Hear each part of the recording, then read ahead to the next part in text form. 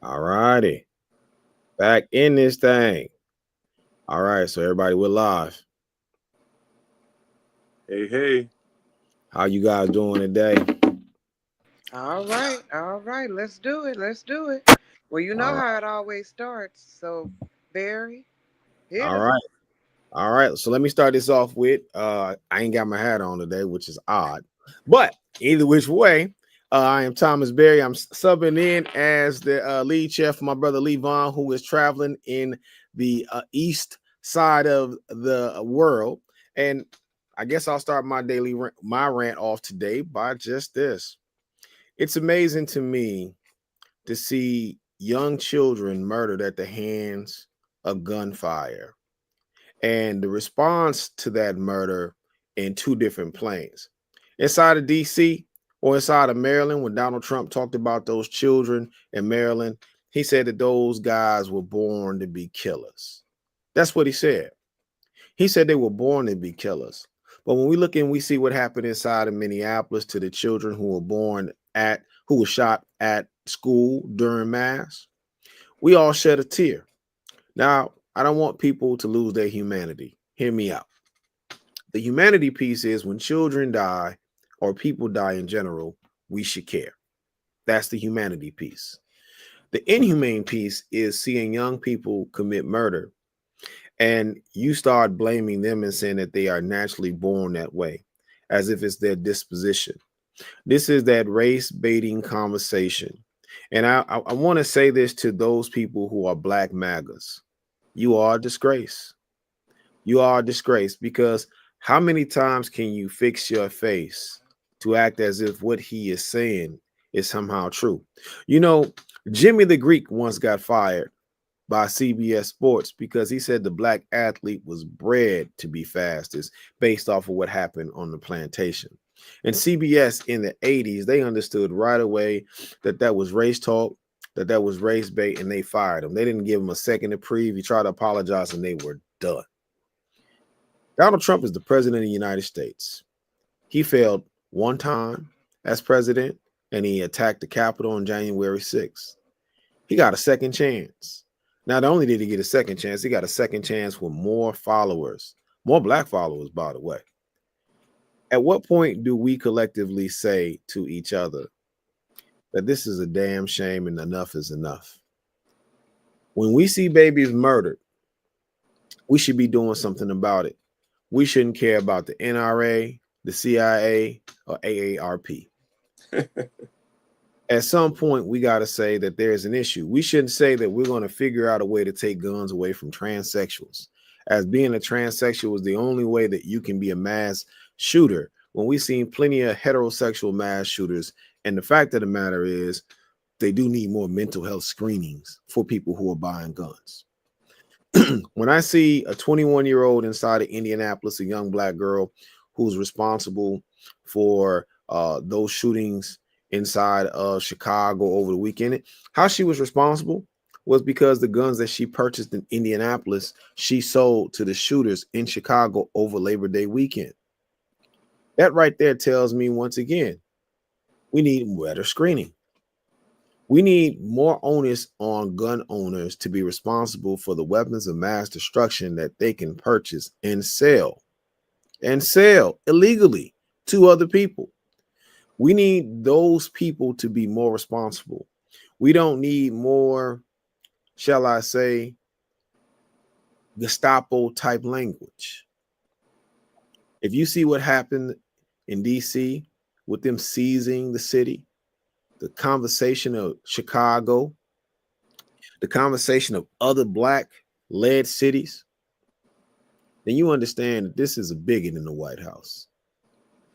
And if you don't get that and you're still cheering it on and you're thinking you're going to get your $5,000 stimulus check that ain't showing up, if you're not looking at the jobs report and you're not seeing that more black people are jobless now, thanks to him, if you don't understand what they did because of the private sector would not hire us, even with affirmative action, even with DEI, that it took the public sector for us to get jobs, and most black women and black men were able to get jobs inside of government based off of their education and their skill set.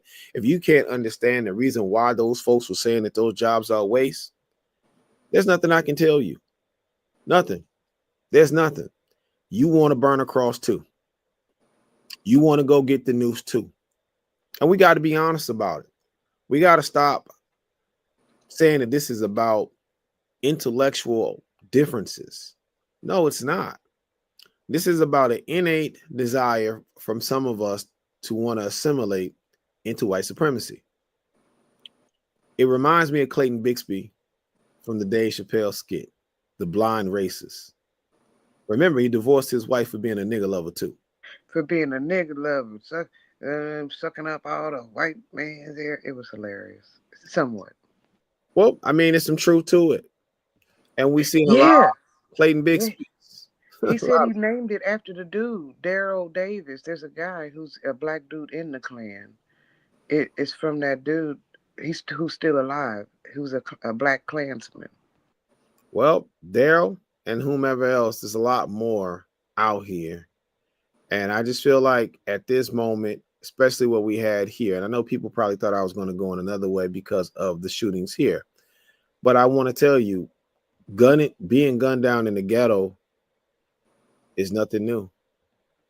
We've always had to deal with mass shootings. What you saw in Chicago, that was light. They've had worse shootings in previous years. LA, Atlanta, the list goes on. And we've seen black baby after black baby after black baby after black baby be gunned down. And when we see those black babies gunned down, we don't see people cringing as much as they should. But today we should be cringing. Today we should be cringing from the idea of the fact that you can go into a school and murder some folks. You can go into a business and murder some folks. And the government won't do anything about it. They won't do anything about it. If we really want to change this society,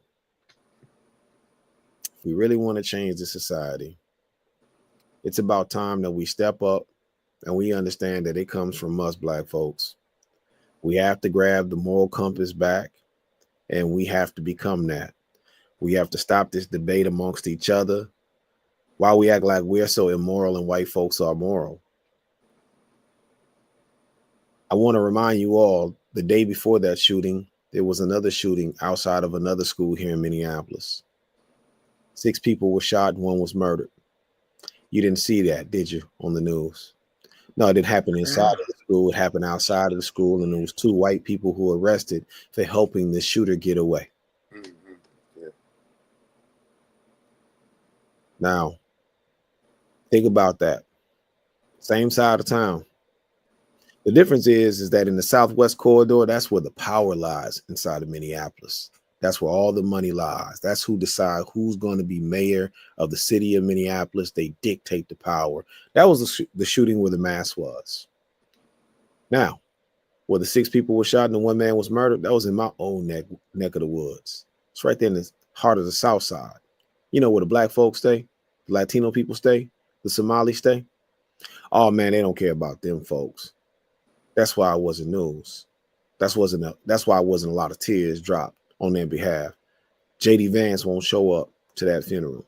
Donald Trump won't send flowers. And you know what? A lot of black leadership won't either. A lot of Somali leadership won't either. A lot of Latino leadership won't either. Because let's face it, we've allowed the compass to be let go and we put it in the hands of corporations. It's about time we take that compass back. And that's my rant for the day. Outside of that, y'all, how are y'all doing? I'm doing good, brother. Just taking in what you had to say. Well, yeah, it was a lot. Well, for me, man, I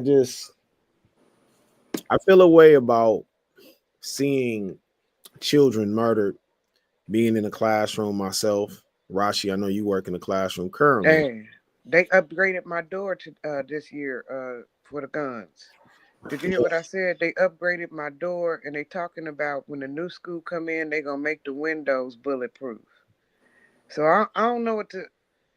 I don't know what to think about. So I don't know whether to be happy that when they, not if, Brother Barry,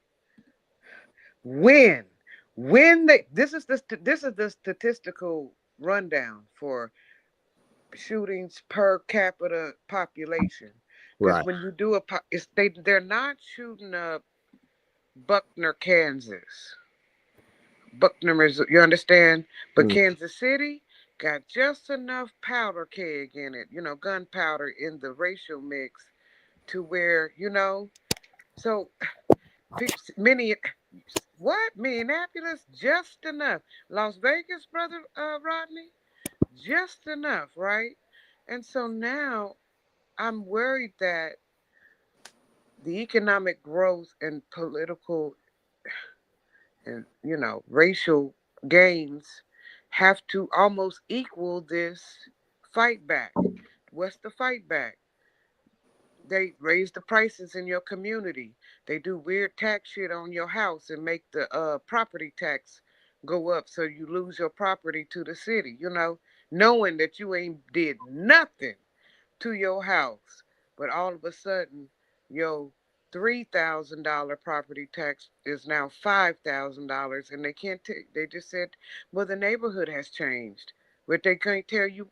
These type of not micro but macro aggressions. They also equal the school shootings. It also, it has that school shooting. It has mhm, that grow. It just has this. And so I worry, brothers, that Kansas City is changing from a slow college town, because that's all it really is, okay? Because it's like 10 colleges here. mm, All right, UMKC, KU is in here. It's everybody's here. Raleigh, the Jesuits are heavy out here. right. It's so many. So when you start fighting and we get this unrest, Hmm. I do believe that we are right. And I'm not trying to burn bread on KC. I'm just telling you that the elements are there. We're not too small. Hmm. We're not unreligious enough. We got a lot of religiosity versus religiosity here. We're a fairly young town now. All our old heads is dying off. And so there's a lot of energy to do dumb shit. You know what I'm saying? And nobody really to say, hey, let's go instead. I don't know. Let's go feed the hungry, like Mr. Rodney said. And then I ain't feed no damn hungry. I'm gonna do some mayhem to let myself be known as a big, scary shark in a small little city town. And Hmm. so when I see things happening in Minneapolis, it ricochets in my heart because honestly, our populations are not that different, Brother Barry.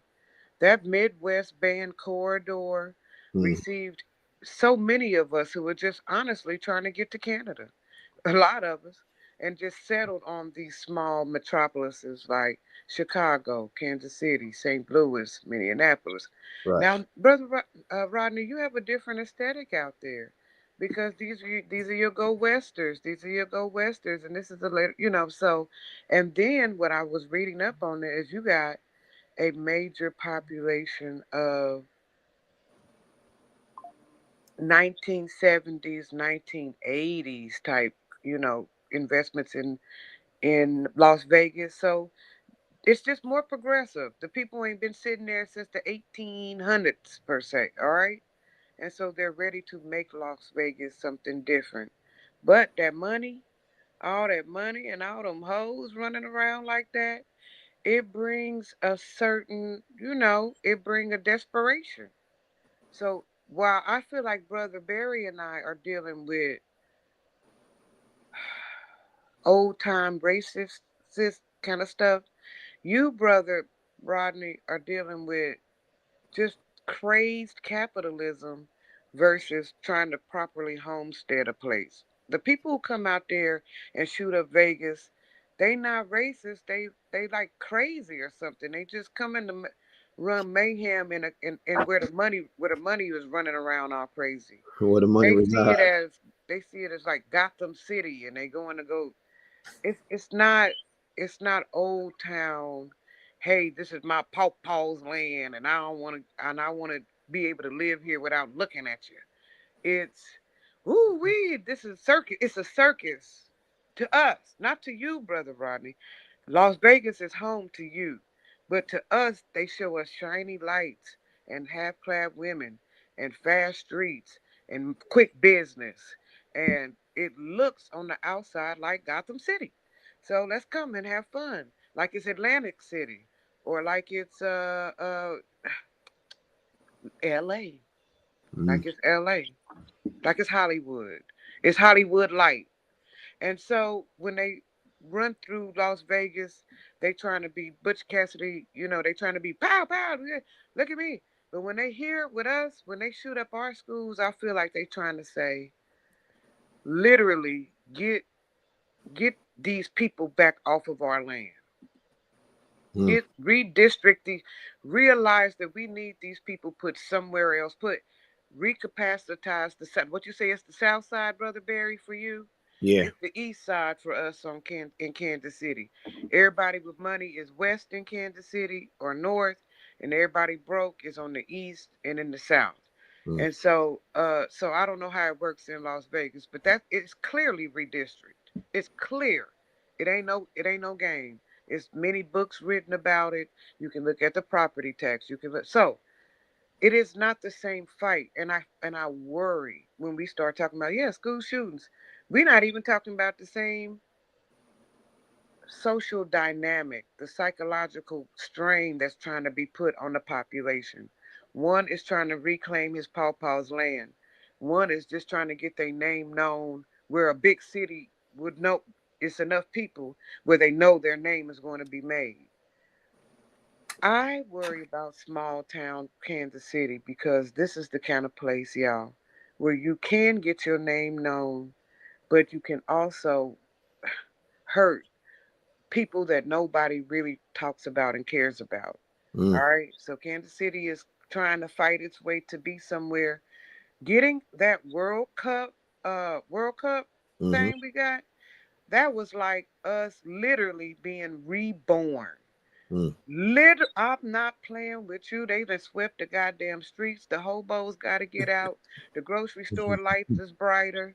The bricks been scrubbed down. You heard me? Hotels is going up.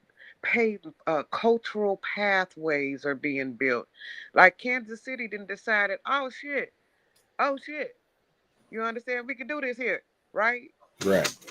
But the ramifications for us as citizens, the malevolence, the school shootings, the blah blah blah. Come on now, you know what I'm talking about.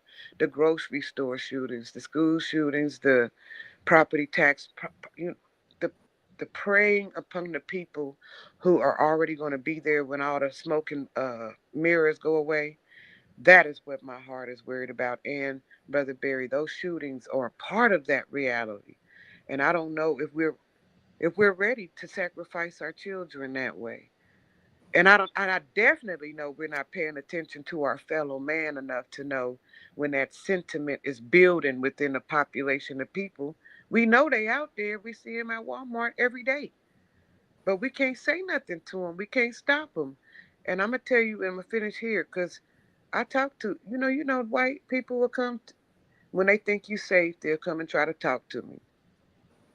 And I said, what do the hippie white person, because that's who really try to talk to me, hippie tree hugging, the world needs to be a better place. We're all in this together. I say, what do y'all say to those other white people that y'all know, the ones who, you know what I'm talking about, Brother Rodney. Y'all know what I'm talking about. What do y'all say to them? And it's a hush over the crowd every time. They have no words for their fellow brethren. They cannot. They they scared to cuss them out. They scared to cuss them out. They can't pay them to stop. They can't stop. They can't do nothing with a MAGA. A hippie tree hugger can't do nothing with a MAGA, and so that's where the conversation always ends. And that's what I think we need to discuss one day in the show. We need to get our friend, our ally. We need to bring our white ally to the show and say, what are you prepared to say? Honestly, are you with me over here? Yeah, yeah, yeah, yeah. We in this together. Yeah, yeah, yeah, yeah, yeah. But this is confronting this malevolent force. What do you have for it? And I want us to learn from that. So, brother Rodney, you wanna respond? That's a lot. You got to respond to. White supremacy is the same today as it was yesterday, as it will be tomorrow. Right. Um, the shootings, we don't have many school shootings here in Vegas, but as far as I'm concerned, one is too many. But Mhm. it's the same group of people, typically a young white male somewhere between the ages of 16, I believe it is, to 32 or 34 years of age. It's the same. It's no different across the country. Mhm. What we see is, as you mentioned, is a difference in response. Just like you articulated, let it be black people or in a presumed black city, and we need to send the military in. But yet, a white person goes in and kills 20 plus people, and we get thoughts and prayers. And I'm okay with thoughts and prayers. But when it's black, black people kill one person. The president of the United States gets on TV and talk about how horrible it is.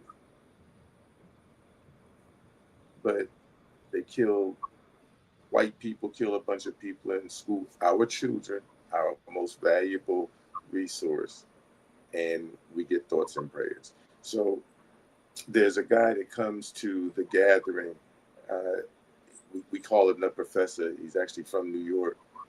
And he'll often use, I believe it's a nearly fuller quote. And he says it all the time. I should know it by heart. He says it so much. But to paraphrase it, it, he's saying that if you don't understand white Come on. supremacy, Everything. then everything I say will just confuse you. Everything you think you know. You don't know So shit if you don't know what the effects of white supremacy have had so on all them factors. Come if on, we Rodney. don't place this where at the feet of where it lies, the Mhm. genesis of it is white supremacy. You get a bunch of people and you confine them in a restricted space. They don't get employment. They don't get the best housing. They get overly policed, harassed. You separate the men from the women because you've incarcerated the men for generations. Now you're coming for the women. What's going to happen is predictable. Just as you give everything to a group of people, and then everybody else has to buy from that group of people that's been given everything.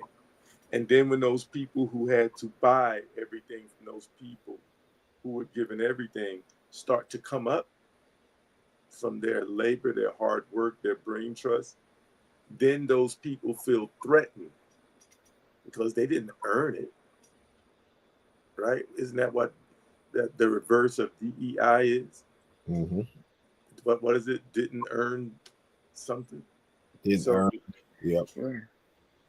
what we're seeing is a natural response to people who have controlled and possessed everything, and despite some of their best efforts to hold us down, to bury us, whether physically or literally, bury us underwater like they did in multiple cities in this country, separate us by putting freeways through our commercial districts and limit access to it. Think about all the things they have done to bury us. And this comes shortly after the anniversary of the death of Emmett Till, Mhm. right? There's a shirt that goes around that says something to the effect of they bury us, but they didn't know that we were seeds. And I say we need to get back to being the crops from those seeds, and we need to keep planting seeds, and we need to keep sprouting on them and blossoming like we have done. And this thing about firing people through Doge and these other mechanisms, I Mhm. still remember Newt Gingrich talking about those lazy government workers. And as soon as he said it, all I could think of was white people talking about lazy slaves. And every Mm, time I'd say lazy mm. slaves that worked for you, not even themselves, that had no rights, no privileges, did not get a chance to live off the land that they worked, and you calling them lazy, and yet you got jobs, just like Brother Perry said, up until the 60s, simply because you were white. And these people, they talk about meritocracy. Black people have earned what they got because once they said, no, we're going to test you and see what experience you have. And then black people started getting jobs, my mother being one of them, who started out as a clerk number three, an administrative clerk number three, high school dropout. And she went back and she went as high as she could. And then she got a GED. And then she went as high as she could. And then while I was in middle school, she went and got her bachelor's degree, the first college graduate in the history of my family. And before she retired, became an assistant hospital administrator. And she used to talk about the struggle of white people constantly trying to tear her down as she was constantly rising. A testament to the fortitude of our ancestors and our Yeah. elders, and maybe us younger people, I'm going to include me in that group compared to them, need to realize who we are and start acting like it. Because America never progressed because of white people. America progressed because of us. And us standing on the sidelines will only Yeah. get us more of what we're getting. We have to get into the fight as we fight, not as they dictate the fight, but as we fight to make this country better for us, which in turn will make it better for everybody else. I I, said it's I want on to us. ask y'all a question real quick. What do you think about the disbursement, like us scattering more across this nation instead of being like a hub here and a hub here and a hub here? What do you think about a actual national movement for us to de clusterify a little bit and kind of spread across the nation in an effort, one, to uh maybe even deurbanize us just a little bit, bring the populate. It'll help with violence, especially when you're talking about in the male population. And it'll work voting wise. It'll get us our hopefully our voting numbers better spread so they're not so concentrated in one place. And it'll temper the reality of the rest of the nation and let them know that there's nowhere, the roaches is coming and the rats is coming. There's nowhere to hide. We're all here together. We're literally on this ship together. And you're going to see us from as they say, sea to shining sea. So, what do you think about? I mean, I know it sounds I'm just throwing it out there as a hypothetical. What do you think about the decentralization of black populations in America? Well, I mean, to me, I'm careful in some of the thoughts that I have regarding us and population and where we're at, based off of not giving us today the credit for the mindset of yesteryear. We're different thinking type of black folk compared to our grandparents and parents. And I would love to see us in more harmony and closeness with one another. But that's only if we truly want to be in harmony and closeness. Some of us really don't like us. And we have to really talk about that. You know, on top of the tragedy that happened with the shootings, just a few days ago, we had a brother who carjacked a family and ran from the police and killed two women, one black, one white. My question is, when you carjack people who look like you at gunpoint and you kill someone who looks like you afterwards, do we really want them people living amongst us? At some point, we have to really, Sister Rashi, re-examine what we got in the cart. And that's gonna come from us not focusing on what the other folks got going on, but focusing on what we got going on. And while I do would love to see more communities like DeSoto and city forms, because DeSoto is beautiful, DeSoto, Texas. I do think if we lived amongst each other and we governed ourselves, I think that we would do better. But it has to be black people who want to be around black people. Right, just kind of spread out. Like you can have whole states, brother Rodney. Montana got 9 black people. But What if we spread some of no, that Detroit love into Montana? but you got to ask yourself this, Rashi. When you spread yourself, does that make you stronger or does that make you weaker? Okay, that's what I'm asking. So to me, I'd send the guy who carjacked. I send him out to Montana. That's how they populated America with white people in the Okay, first place. that's what I'm telling you. So So I would send some of our worst. I don't know if that's okay, brother Rodney. Do you hear what I'm trying to say? So I was, as you guys were discussing it, I was doing some calculations, and we've actually had this conversation at the gathering, and it goes back to when the person says, "Have you noticed that the black population, percentage-wise, hasn't changed in over 100 years? Over 100 years." So if you look at the black population from the 1920s to 2020s, it's roughly the same thing. Mhm. If anything, we might even be a little lower now. Right. And I just point that out to say that there's so few of us, comparatively speaking, that we're like a drop of water in a glass of milk. If you put a drop of water in the milk, does it is it water or is it milk? It's still milk. So I think our strength is in our numbers clustered together. Now, it can also be a weakness because it's easy to find us and attack us. So I see both sides of it. So, as an example, Nevada has the largest black population, I believe it is per capita, west of Texas. So, LA, you throw all of those places in there. Uh, but Nevada has that population. So, what that's given us is black electeds at every level, except we haven't made it to the United States Senate yet. Mm. But we do have one in the House of Representatives.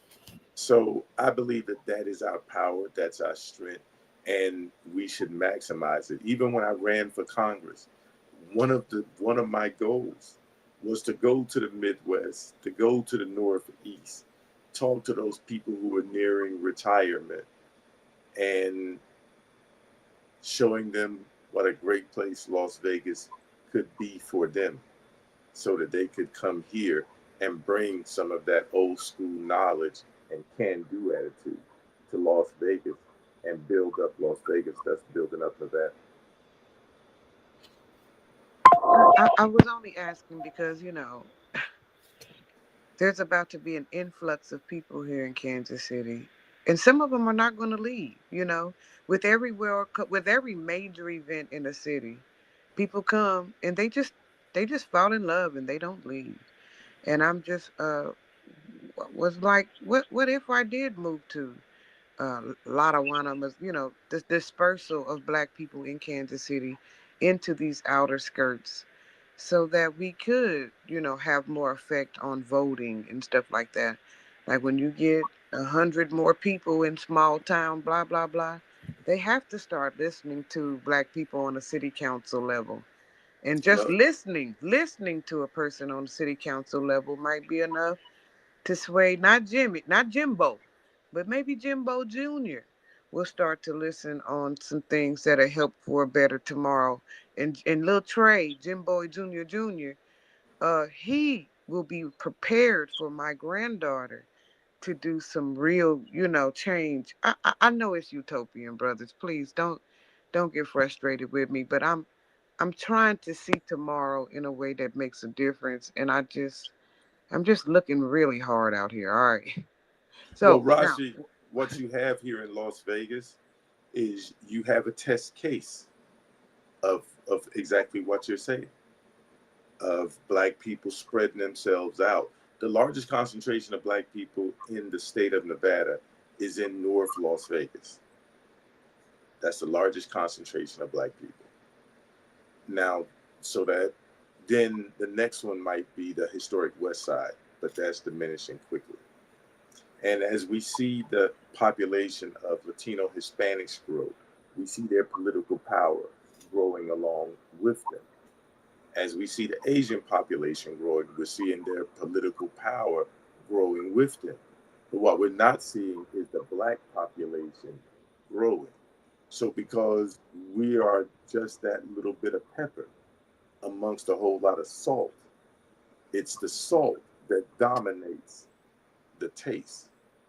And that's what, so where we have concentrations of us is where you see the increase in political power, even the increase in economic power, as the black business people understand that politics is business and business is politics, and they jump in that fray, and then they become more prosperous.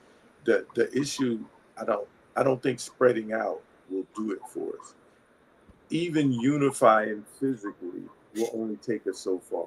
What really will do it for us is unity of purpose wherever you are. Right. That's the key in advancement of us. And that's been the key of advancement in us throughout history, is that unity in purpose. And that's what we need, is unity in purpose.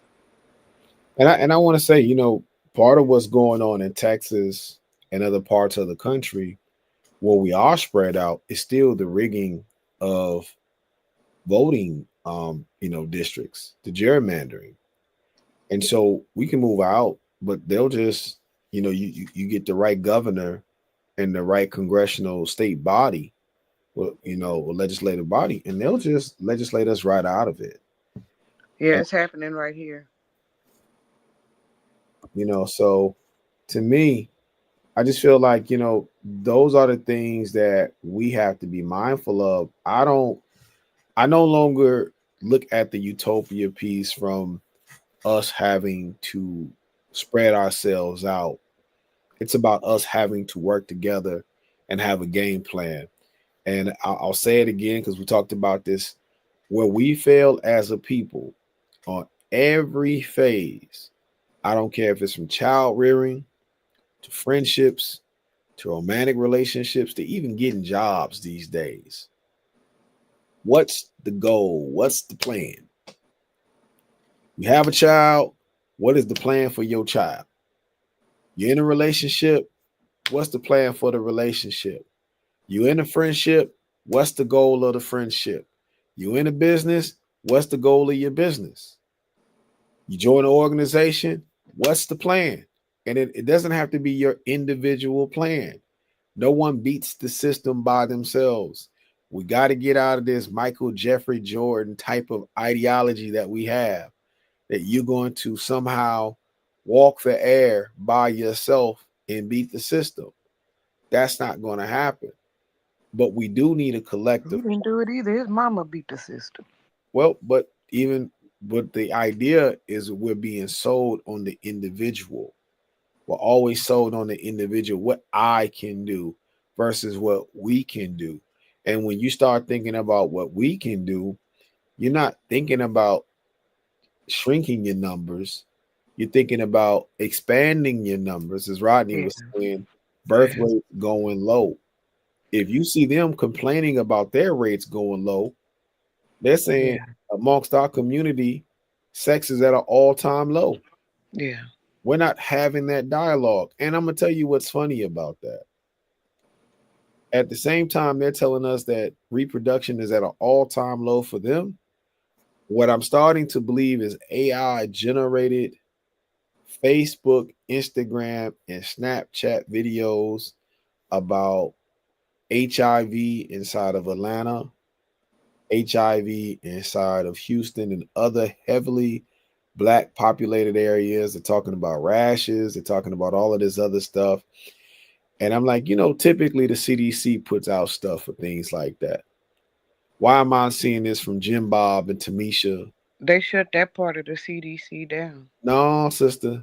That part, when it's the Center for Disease Control, if it's something as bad as what they're putting on Facebook, Instagram, and TikTok, they don't. But this misinformation piece that we have about each other, that we love spreading the worst amongst us, that's the individualization of what I'm talking about.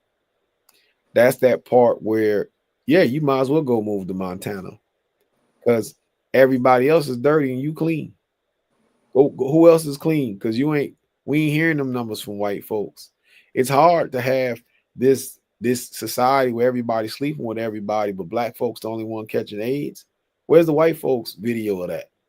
You telling me that white folks don't have outbreaks? I remember, Rodney, about 30 years ago, they had a whole situation in Utah where all the teenage kids in Utah had contracted, if I'm not mistaken, herpes because from anal sex. Because the girls And them vape and them hookah bar vapes. no, this is way before hookah, because the girls they were doing virginity tests and they were just letting the boys have sex with them uh anally, and they were giving oral sex. But see, white folks didn't hop online running their mouths the way that we do. They weren't saying they weren't gonna marry nobody white. They went out there. It's just propaganda, sister. That's the point I'm pointing out. It's how propaganda is spread amongst us to stop us from reproducing, to make us scared, to say that you isolating yourself and turning away from your nature is somehow more healthier Yeah. for you. And I think that in this battle of white supremacy versus what I like to believe is black relevancy, we have to fight those tropes, and we also have to believe that in a better us. And Mm. that's why I see our struggle is right now, sisters. Is So that that's what I was saying. I'm looking for tomorrow for our better us, Brother Barry. you ain't gonna find And enough what? And, white people, Rashi. huh? What you're asking for is if Not you ask amongst black people, whites, but just not. if you ask black It's people, it's a pressure. I'm thinking almost scientifically. I yeah, guess I'm thinking I'm putting scientific but, reasoning. but the science, but that those experiments have already failed. If you look at most lynchings in America, it was black people moving to predominantly white places, Yeah, yeah, trying and to so, test. so Yeah. you're acting as if those white people don't exist when we got a thing like MAGA out here. Mm. We know that racist white people still exist because it's a bigot in the White House. He got a bunch of Yeah, they around the corner. They at Walmart. I see them. not just Walmart. Keep in mind, he just had a dinner with all of the Mark Zuckerbergs and all of those guys that was kissing his behind. You don't think that them people ain't racist? That's the question that we never ask. And we're critical about anything black. We never ask what is Mark Zuckerberg's political ideology. Is Mark We Zuckerberg? already know. We know they ain't right. Any No, no, all no, no, Rashi. See, that's the thing. We say we know that thing ain't right, but we talk about us to to put it on the bullhorn. If we know they ain't right, how come we ain't talking about them not being right? we can't influence him. We can influence each other. Why In can't fact, this is something I wanted to tell you. I was just looking at a video on how this white girl was saying she had never really bathed right until she was living amongst black people. But the point was that she didn't know how much influence black people have amongst each other on getting each other not to stink and to get our. We police each other's physical appearance. Well, at least we used to more, but we still do a little bit because I've told a gentleman reportedly that I don't prefer to see his ass crack. But um we as a nation of people, black people, look at each other and say, boy, you need to get your hair cut. Or you look so good, girl, work. Or like, we, a part of our character and nature, our intercellularness. is to police each other's state of being, not like other cultures. So, um, we have more influence on each other than we do a Mark Zuckerberg, Barry. If I say, hey, Tyrone, put the gun down, Tyrone might listen. But uh, Putin is not putting that damn gun down. We cannot, there is nothing we can tell Mr. Putin, right? So it's our influence, it's our sphere of influence. And that's why I feel like if we just spread out just a little, like we could influence, yes, each other too, but like show each, I don't know, You show send the rest of the world that we are not you sending being people to the policed by slaughter. other people, that we are in fact policing ourselves, No, that sister. we are actually policing ourselves. So, Sister Rashi, you asking for other people to be led to slaughter. I want you to think about what you're asking. And then I want you to think about the stories of black families moving to suburbs and having their children harassed at schools. To prove what? To prove their humanity.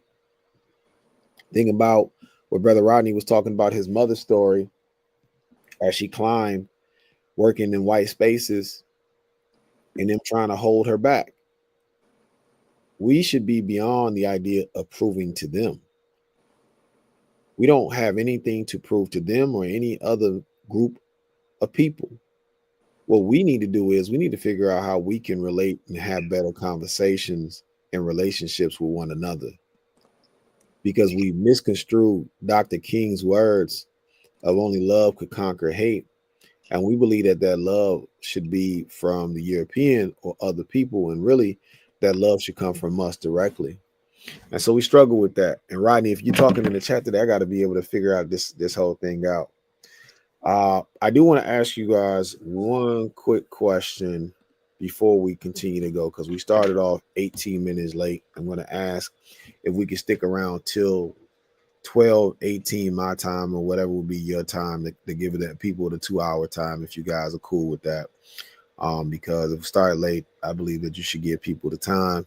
I know that's a little different than normal, but I just feel more comfortable. If we're gonna do it, let's do it evenly. Um, but Sister Rashi, I hear what you're saying.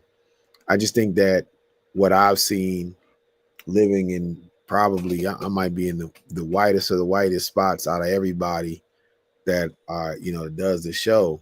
That doesn't work. All we do is go into white places and assimilate. That's why there is a 2.0 of the Talented 10th by W.E. Du Bois. And that's why he came back cursing out the Talented 10th. And he said it was a bad idea because they didn't open the door for anyone. Matter of fact, they got in and slammed the door on everyone else, and they just assimilated into whiteness. His words, not mine. No different than Dr. King and his words on saying, I integrated my people into a burning house. Because the idea of thinking that we're going to change other people, when the reality of it is, conviction needs to be of us, reminding each other consistently, not about the haircut, not about the smell, but our humanity, our morality. Let's hold each other up better to a better Yes, that's moral part place. of it. Hey, But, brother, get but yourself together, because we are the yeah, people. but And get to learn how to but, read, but, brother. Hey, man, you can't read. Come on, but brother, because sister, we the people who invented reading no, like that's that. yeah, that's one thing. But sometimes when we start talking about how you smell and how you look, that's on a superficial level.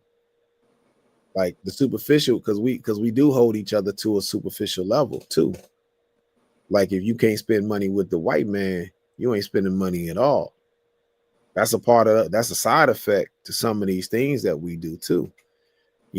Brother Rodney got a nice car, but he got it from Tyrone Bigham's brother down there. Now, if he would have went to uh, Mark Zuckerberg, that's a better car.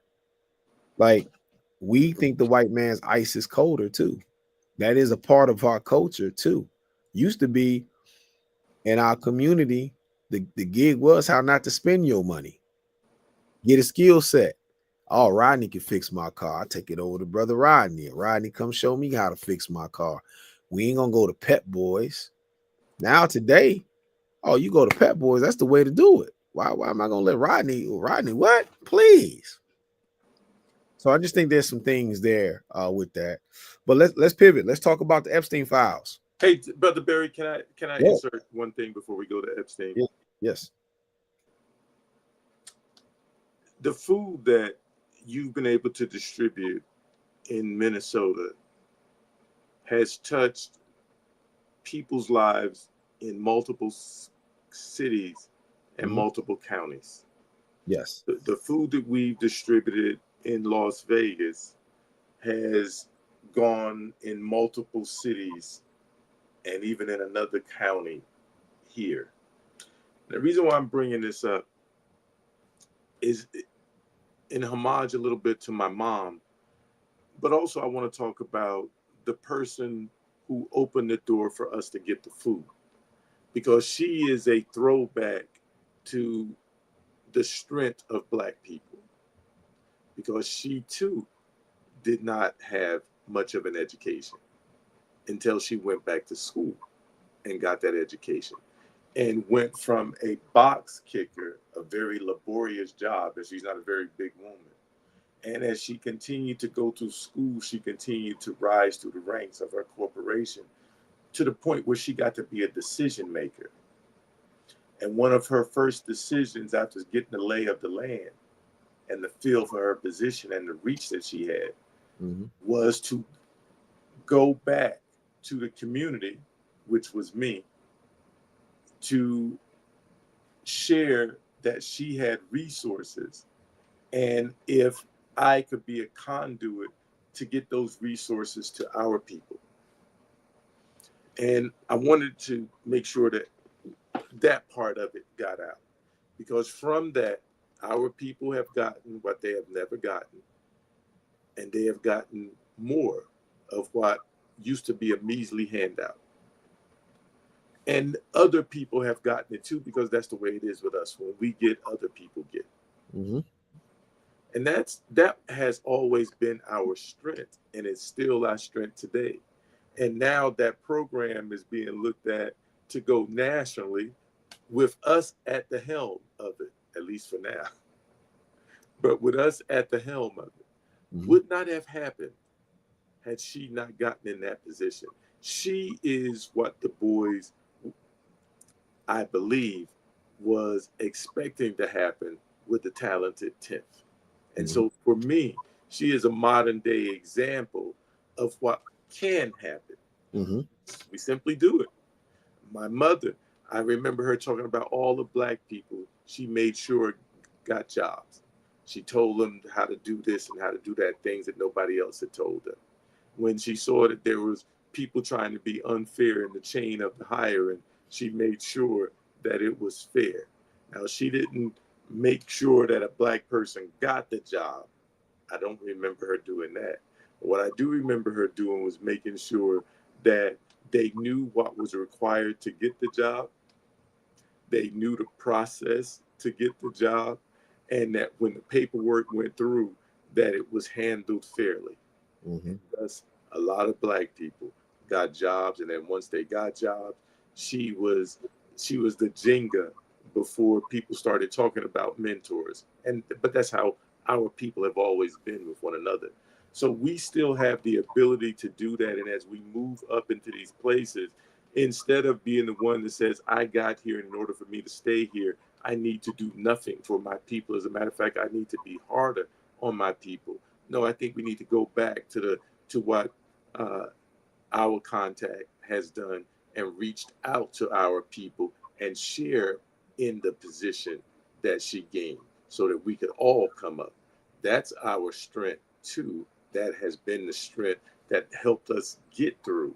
And I think that that's the strength that we need to sort of go to the gym and work it out, so we can get strong on that, because we have a lot of people in a whole bunch of positions that can do a whole lot that simply haven't been doing it.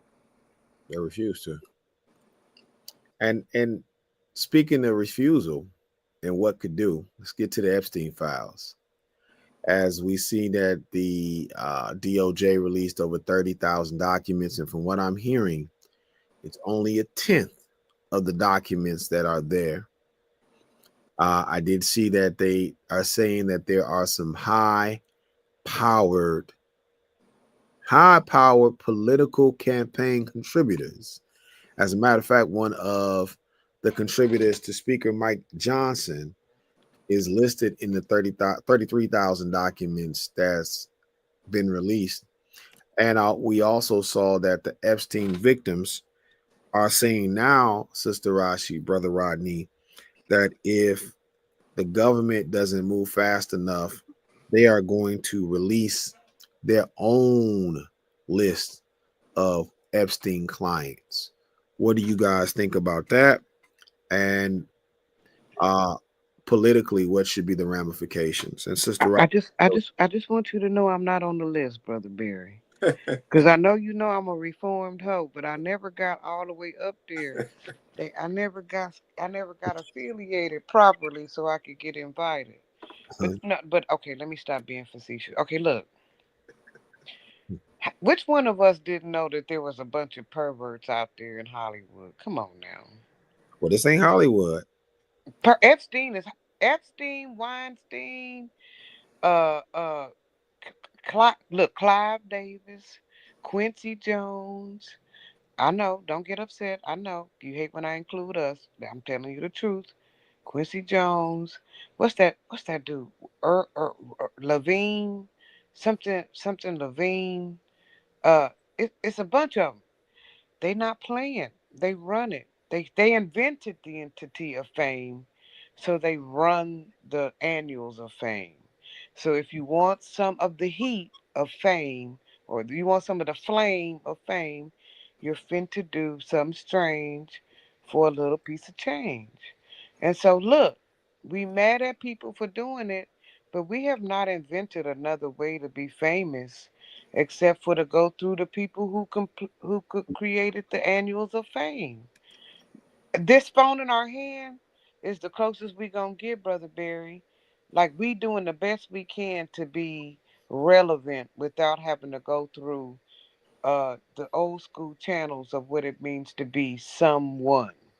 Mm-hmm. So Epstein did not just he's a real estate dude, whatever, whatever, but he also brokered network. He brokered he had a funky little pile of money somewhere he was sharing somewhere in a Cayman Island somewhere. You know what I'm talking about. And he also brokered access to fucking children. Let's not call it down. Let's call it down. He accessed pedophilic access to really pretty little kids. And we all focused on the little girls. And I'm so mad that none of them dudes that came through because I guarantee you all perverts ain't heterosexual. Anyway, uh when you ask these people why are you affiliated with a man who brokers those kind of deals, it's like saying you gonna have it. It's like it's gonna be in order to get the work done, the work of that industry, you gotta go through the malevolent pervert. It's like he he's the dude, he's the Carnegie, he's the Rockefeller, he's the uh come on. I mean, I was gonna say Buffett, but I'm gonna leave that little old white dude alone because he keep it simple, okay? But I guarantee, there's something to the leaders of industry, and Jeffrey Epstein was a poor man's industry leader. He had brokered the best. He had brokered the tail end of the Jewish Hollywood scene. Him and Harvey Weinstein was sucking on the same tit. Okay, this is what I'm trying to tell you. They both are Jews in Did you that say? Holly, Did you huh? say? Did you say tit or did it start with a D? I'm sorry. Tit, the breast of milk, the milk of nurture, the nurture of money. It's a vein of money that almost got broke up with the McCarthy in that McCarthy era because he rained down on them for spreading whatever their propaganda or having all that money compiled and not contributing to not playing the game with Rockefeller and them. There is a vein of money. I know I sound crazy. Hold on. There's a vein of Jewish Hollywood money that was invested back in when the music, what it wasn't even no words, it was just the music playing in the background. Since then, all the development in technology and whatever it takes to do cinematic and film stuff, it has remained in a certain set of hands. Those set of hands have workers that hire tech and actresses and production crews and blah blah blah. And Jeffrey Epstein was in the sideways talent, also gratification in of that vein of money. Okay? So when you start talking about asking that vein of money to divulge who are your victims, who have you exploited, who have you railroaded, who have you underage sold, who did you bring to the party, how much coke was it, who was also there. What you're talking about is toppling virtually every actress, musician, sideshow politician. You're asking to topple a whole pyramid of people with one dude. And it just don't happen. It didn't happen with Harvey. It didn't happen with Cosby because he got in, he sucked a back tit. They didn't even give him a front tit. They had him on the old castaway Jewesses and the white ladies. But he was on the titty. Him and Camille hit that titty. So there's a cascade of money in Hollywood that happens. But I And don't think Jeffrey Epstein is a part of it. And I don't. asking him to divulge his files is asking to divulge not one man's proclivities, but a nation worth of perverts that have infiltrated every industry that we know of in this nation, medical, legal. They're all there. Every industry, like would you say Neely Fully, brother Barry? Law, they're there. Well, Health, or they're there. Rashi, I think Epstein. I think you're conflating Epstein and Weinstein in the same vein.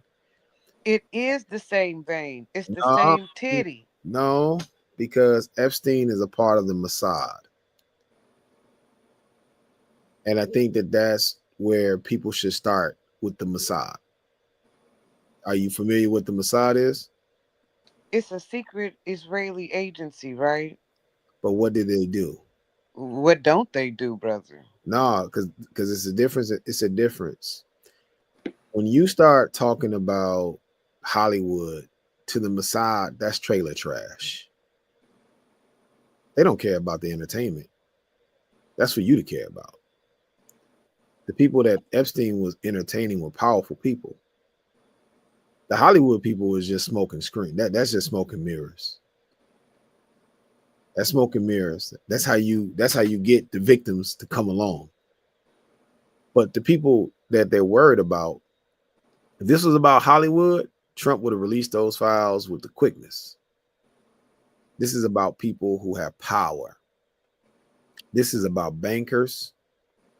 This is about billionaires. This is about tycoons. This is about politicians. This is about judges. That's what this is about.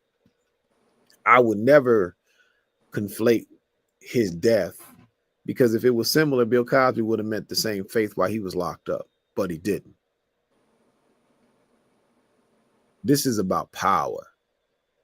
And, I use this term for Donald Trump, treason and treasonous.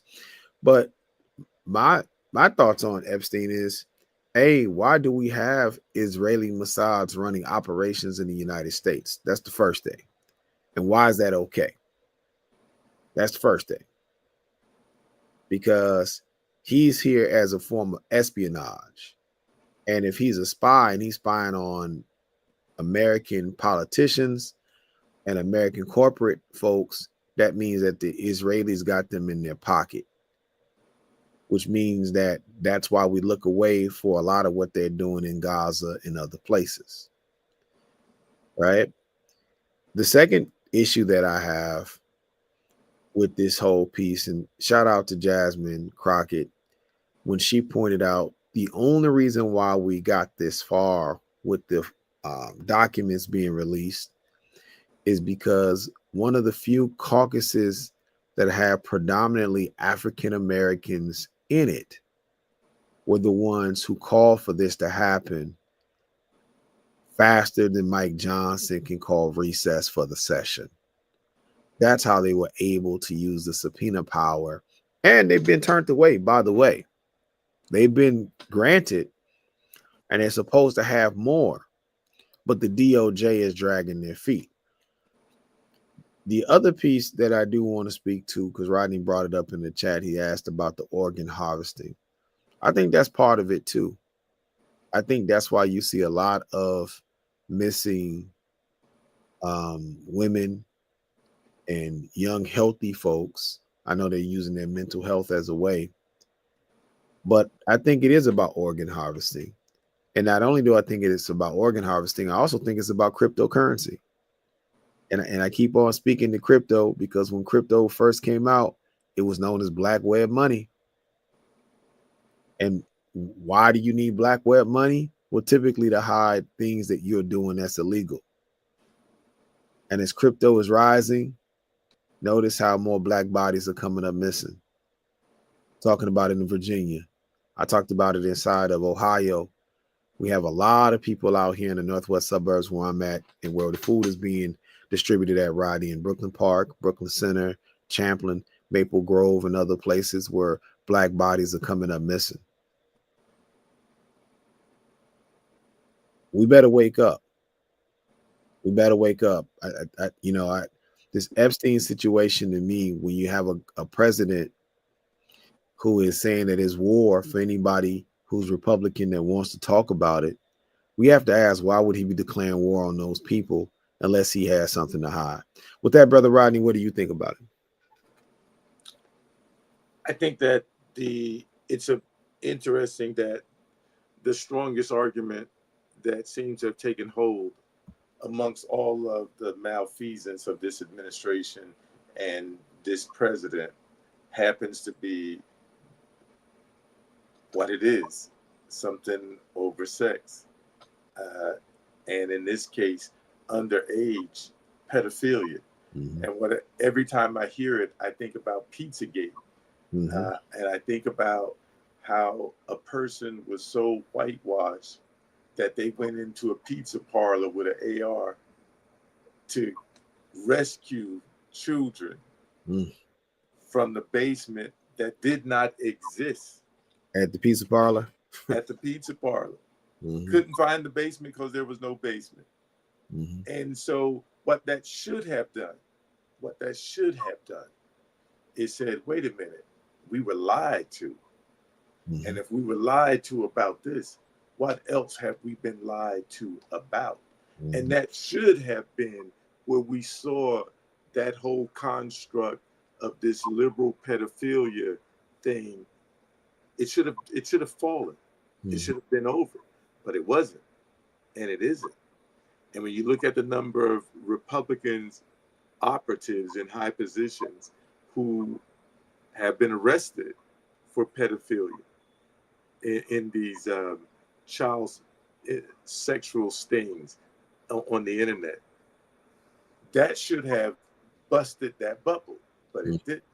Yeah. And the main reason why it didn't is because it is so closely tied to whiteness. Now, it's not that black people don't participate, but it's a structure that's there created by white people that unfortunately black people wind up getting sucked into. Mm-hmm. So this is another example of white supremacy. Mm-hmm. They bludgeoned liberals, Democrats, anybody that wasn't MAGA as being supportive of pedophilia, child trafficking. As a matter of fact, we are talking about attacking another country, supposedly because of child trafficking. The guy that's operating as president just signed an executive order about unlawful detainment of American citizens. Mm-hmm. So he's talking about, one of the things he's talking about is, oh yeah, these people are capturing our white American children and using them for sex, possibly organs. And now this gives us a right to attack those countries. We know that at these parties, drugs are plentiful, Mm-hmm. right? Plentiful. Back in my day, it used to be Quaaludes, and now it's all kind of stuff, right?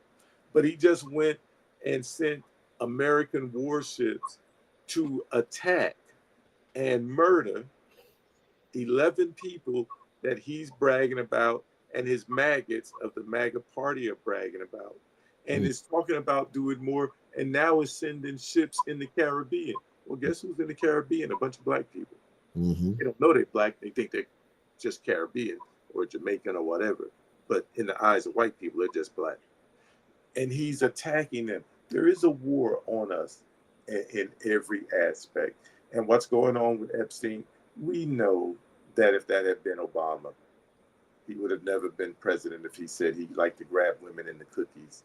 Mm-hmm. We know that if we had pictures of Obama on Epstein's plane with them yakking it up and pointing at young girls, that he wouldn't have become president. We know that if it had been President Obama who said he bought the teen, I think it was a Miss Teen USA beauty pageant, so he could go and walk into the dressing rooms and see the teenage girls getting dressed, that he would not have become president. So yes, though it's Epstein and it's dealing with pedophilia and human trafficking and sex trafficking, I'm going back to Neely Fuller. It's still just another form of white supremacy and the cover up of it and the deflecting to something else. That's what it still is to me. Do you think we're missing something, Brother Barry? Is it the hook on the worm when the real deal is they finna pull us out the water? Like, what do you think that us focusing on these files is a deflection? No, I think that the best thing that the Democrats can do is focus on the files.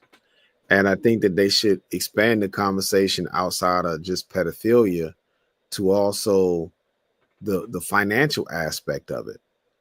Keep in mind why Epstein and Trump fell out. They fell out because Epstein he had won a bid for some land, $36 million. And he tells his friend Donald about the deal. Donald Trump backdoors him, bids $40 million. Well, the issue with the $40 million from this billionaire, or this guy we all was told was a billionaire, but Epstein knew because he was handling his finances. Epstein knew he wasn't a billionaire, and he knew that he didn't have the money to get the 40 million, but it was a Russian gangster who gave Donald Trump the $40 million. That's what they fell out over. And 5 years later, Donald Trump sold that exact same land that he got the $40 million from the Russian gangster back to the Russian gangster for $96 million. That is called money laundering. And that's what we should be focusing on, is the financial aspect of it. Don't think just about sex. And I think in American media, the simplifying of pedophilia, the simplifying of human trafficking is just about sex. Think about the financial gains that is happening here. Epstein wasn't just providing young girls and young boys to some of these powerful people. This was about financial transactions and getting political support or getting financial support for Israel. That's very important in this dialogue. And I feel like, Sister Rashi, that's the part of the dialogue that no one's talking about. And let me just give y'all my fear. My fear is that most of what we're going to get has been sanitized already because it took the Dems too long to get to this point. Mm-hmm. And I feel like the longer it takes without the victim speaking, the victims can give names, right? But let's say you get to the victims and you pay them off. See, this is that power of individualism. This is that power of capitalism in this society. You get to the right victim You got a victim out there saying, I voted for Trump, you know, and I'm watching some of this stuff and I'm saying, man, a cold plot twist is what if you put your people in place to act like they want the truth to come out to sabotage the truth the entire time? Mm, mm, Now, that's a cold triple cross for the double cross, right? What if Marjorie Taylor Greene was put in there to say, man, okay, you I'm intentionally put incompetent people come there, on, okay, knowing that we gonna notice their incompetence, come so on, that it derails the actual underground plan come that's on, being underground. Okay. All right. okay. Wait. I want to ask y'all: did y'all buy the ticket? Y'all didn't get the ticket. You talking It's about one point Powerball? seven billion. You didn't buy the ticket. For the Powerball? I mean, One. You I'm don't want 1.7. I'm Was going it? I'm going to buy a ticket today. You don't want to be a dirty, filthy capitalist. Oh man, listen, I'll take the billion. I'll take the billion. But I would say this much on the idea of just the Powerball and things of that nature. We know that money is going to probably end up somewhere out east or somewhere out in California or Okay, let me tell you what my coworker said, Barry. She what's said that? she drove to a small town in Illinois and bought her 10 tickets. Did that make sense? Well, because people believe that small towns usually are the winners, but from what I've noticed is that look, man, these Powerballs are not equally distributed. And Huh? the power, what I mean, Oh, you know, don't get us shut down, Barry, man. Come on, hey, man. hey, listen, they stole it from us. They The stole that, numbers game. Come on, Rodney. Tell them about the numbers. so they stole that from us, and we've been, and that's hurt our community ever since the '90s when they started the Powerballs on television. I remember that WGN that killed a lot of dollars that were floating amongst us in our community. Mm. So I don't feel, $1 billion, man. We had a better chance of winning. We all could have hit the numbers if they were in our own respective neighborhoods. We all If could we have were been doing the susu, because if it was a respective susu system, right? right. We all could be a thousand You dollars. don't have to hit the numbers if you including your money in a pool of money that gets distributed amongst a group of people. You don't have to hit the numbers. It just becomes your turn.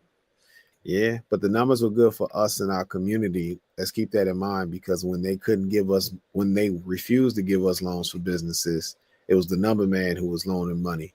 When your Mm, mortgage was short, it was the number man who gave you a loan. It's the come number man on. who helped you keep your car. So I just like to keep that in the forefront. But uh, to close out Epstein, I want to point out another good tidbit of fact too. I think that Epstein is the best thing that the Democrats have, and the only people that's going to blow it, excuse me, Bless you. and I think will be purposeful, will be Chuck Schumer. Because I always say it's not who's talking, it's who's not talking. And I noticed that there's some key Democrats that have not said 5 words about this Epstein situation. Schumer being one of them, Pelosi being another one. They don't say anything. There's nothing in media. There's as far as digital. Well, There's I mean, Schumer's a Jew. uh Is Pelosi Jew? Is huh, Pelosi a Jewess? uh-huh. And they both Oh again. well, you ain't about to go against the nah. That's a Hebrew faux pas. Well, not only that though. I mean, you never know because remember he's dealing in finances. Nancy's made herself pretty rich since she's been out in office, and Chuck is out there in New York where his offices were. So there could be some money exchange between these folks and this guy as well. That's what I'm talking about. The financial aspect of it may not be sexual. It may be they too have visited the Epstein offices because Epstein was running what they call a reverse Ponzi scheme for a lot of these folks with money. And I think that we may find that out about a lot of those politicians and a lot of those other powerful people. So um, that to me is interesting because I'm following the money. I don't get me wrong. I don't want nobody to think I don't care about the sexual assault victims because I do. I do care. I think that those victims should get their justice, as always. I just think that a lot of it is more so about the money too, and you should look at both. It can be a both and in this situation, more so than just, you know, getting caught up into the gravitas. With that being said about numbers, the new jobs report has come out, and I don't think Trump can fire people fast enough, because if you thought July's was bad, my God, you gonna Like have to, now, who he gonna fire? He got that black lady out of here now. Well, now who?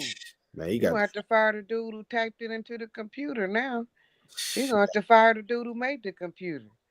Cause this is what the lady told us, Thomas. This is not one person saying, "Ooh, give me a line of coke. Let me type some numbers in the machine."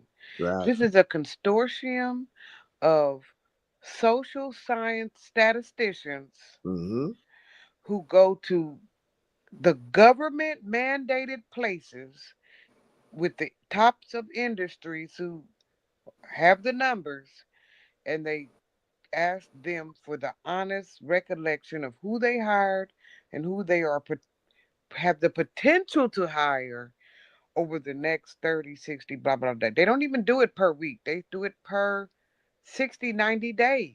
Mm-hmm. So there's somebody that said in March, April, May that they was going to hire you, Thomas, this Mm-hmm. month, but they didn't hire you. Mm-hmm. So now they're going to find out next month that Thomas didn't get no job. So Right. now we want to know who do we hire? Are we mad at you, Thomas, for being unhireable? Are we mad at the agency you went through? Did you go through one? Are we mad at the HR person at the respective job you tried to get work at? Are we mad at the dude who told that HR dude, you better not hire another person? I'll smack the shit out of you if you hire another person. Mm. Are we mad at the stockholders who tell that dude that you cutting into my money so you can't hire no more people? Mm. Are we mad at the industry dude at above him who tells the stockholders not to hire no more?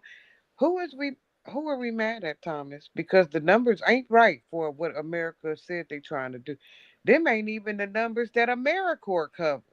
Well, if this judgment holds up by the court, I think you be mad at Donald Trump. They got to pay these corporations $200 billion for this illegal tariffs. And I think that what we have to stop saying collectively is that when he signs an executive order, that is law.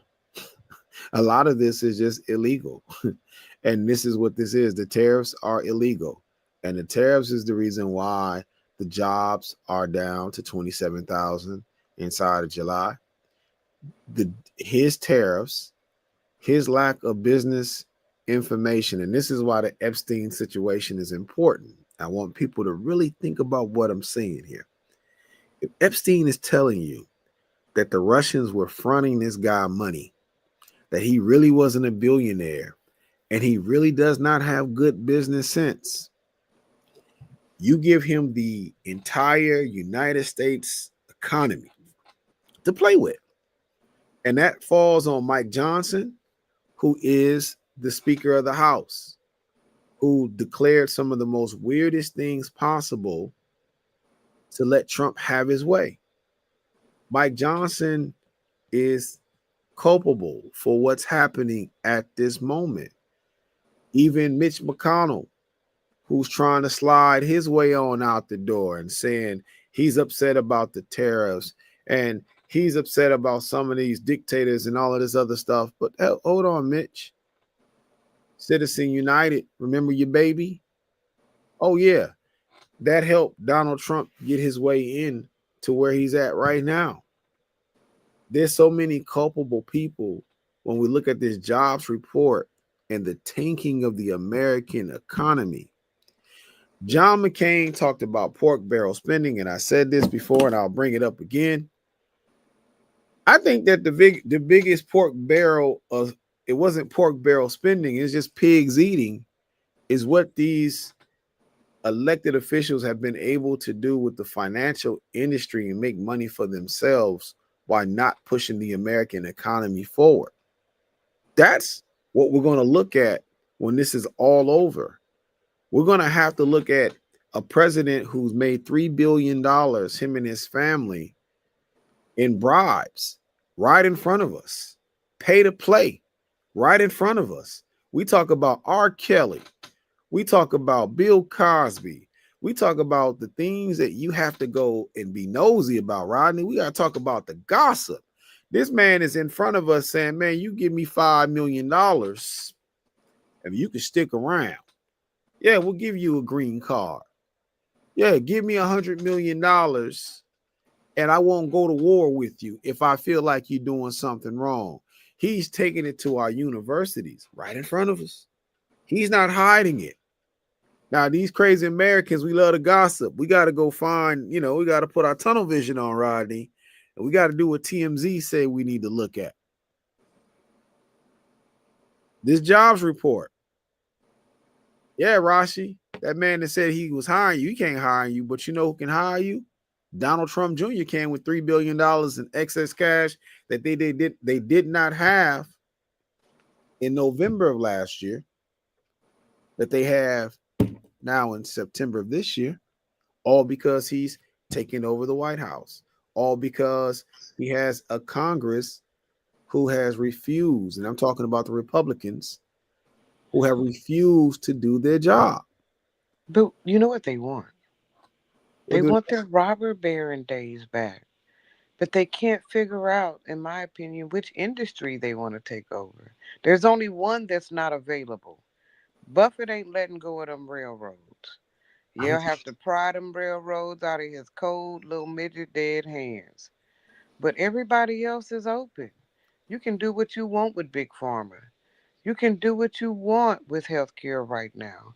If you want to be the top of Aetna or Humana or Kaiser Permanente, are they still existing? I think they still exist out west. But they're all open, Brother Barry. You can be whoever you want to be with your money. Let Elon Musk tell you. He bought his place wherever he wanted to be. He bought to the top. They supposed to be purchasing into the top, Brother Rodney, and they sitting on the money.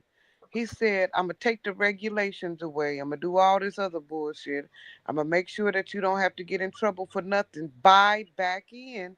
And these blessed industry leaders of God are just sitting there with on top of that Scrooge McDuck worth of fucking money, and they're not purchasing back into the nation.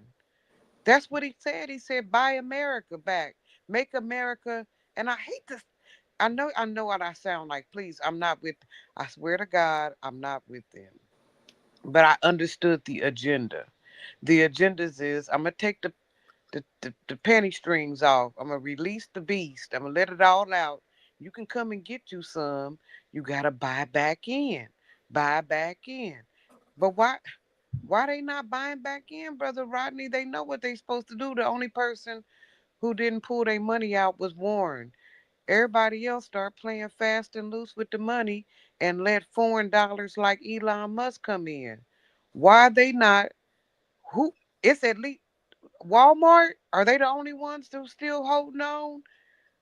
I know what I'm talking about, Brother Rodney. Why they not buying back in?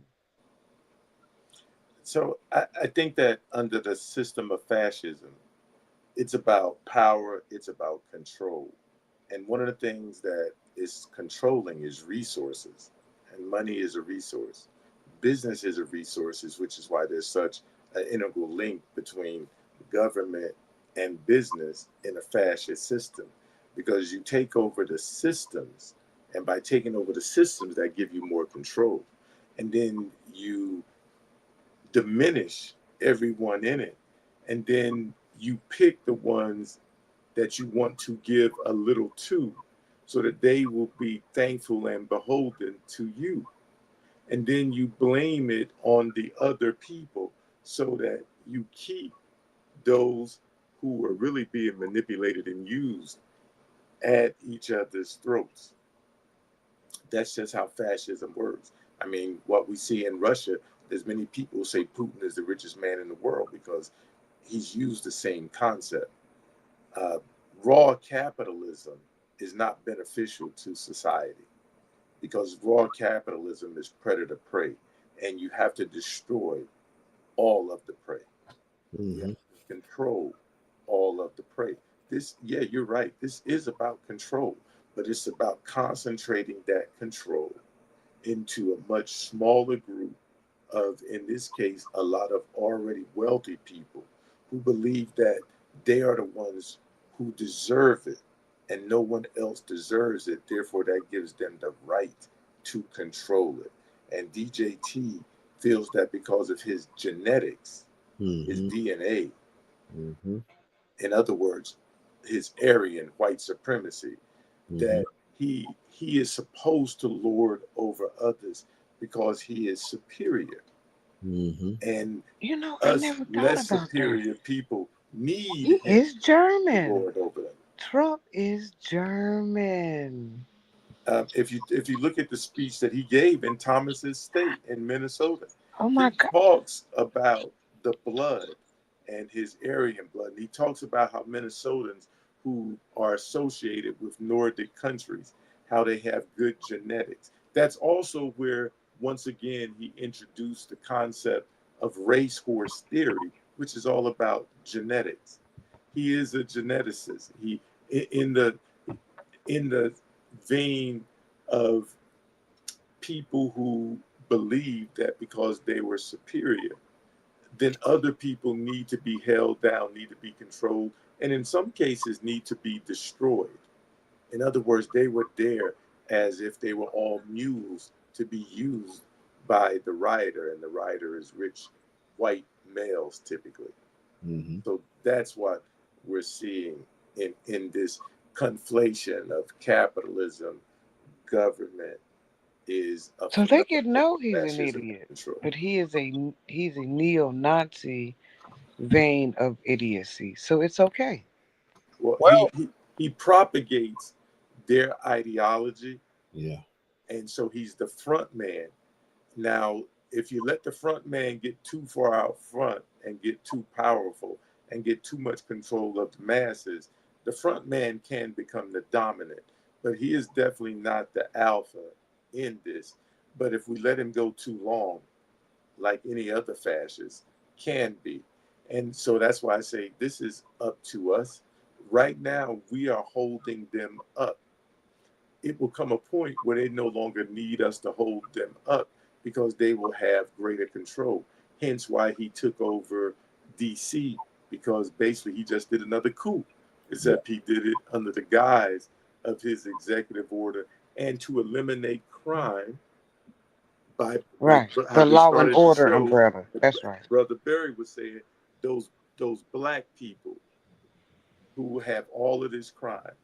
Now, not one white city that I'm familiar with that has a higher crime rate than the places he's talking about. And this morning, he just talked about taking over Portland. And he Mm. says he's going to clean them out. Clean them out. That, DEM. that's what they said. And he said about Gazans in Gaza is clean them out. And he then identified them as Antifa and said that they were terrorists. Well, once Mm. you've been deemed a terrorist or terrorist organization, That's right. you Under lose the. your constitutional protections That's and you right. become an enemy of the state. Therefore, the state has given themselves license to destroy you. Mhm. Well, I've decided on the next ticket. It's between Gavin Newsom and Wes Moore. I don't know who should be president and who should be vice, but I'm on the West Newsom. I'm on the Moore Newsom ticket.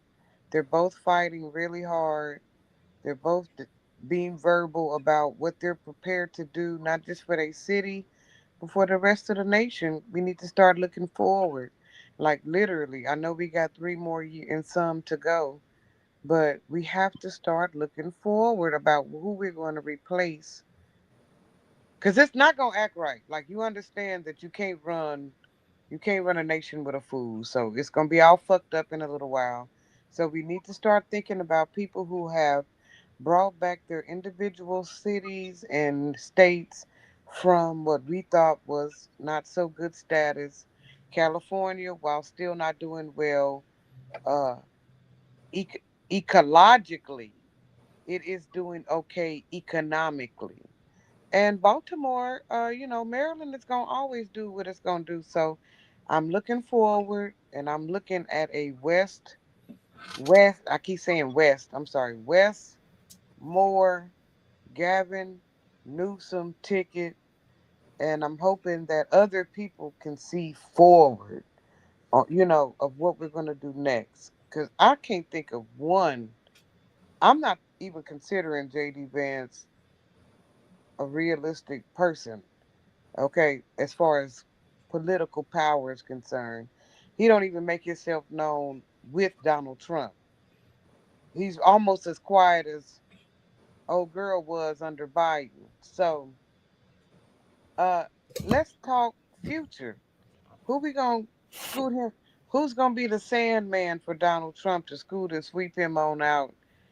As far as because we're going, I swear we're going back Democrat, fellas.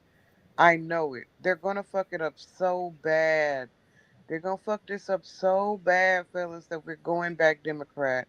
We just gotta show someone who can read the teleprompter, not fall in line with foreign interest in an unhealthy way, but still understand our place in the nation of the world. We have to start talking who's next. Do y'all have anybody that you think it might work? So before we get to what's next, I wanted to hop back in on this last piece about Trump and the economy, and I'll tie it to it. I don't think that Trump is trying to take over an industry. I think that they're purposely trying to destroy the country.